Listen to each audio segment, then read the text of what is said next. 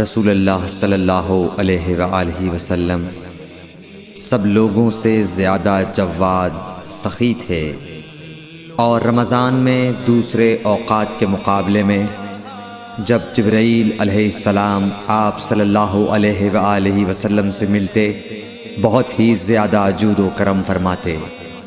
جبرائیل علیہ السلام رمضان کی ہر رات میں آپ صلی اللہ علیہ وآلہ وسلم سے ملاقات کرتے اور آپ کے ساتھ قرآن کا دورہ کرتے۔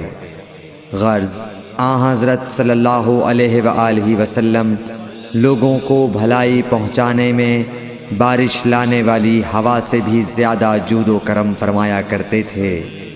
صحیح بخاری حدیث نمبر 6۔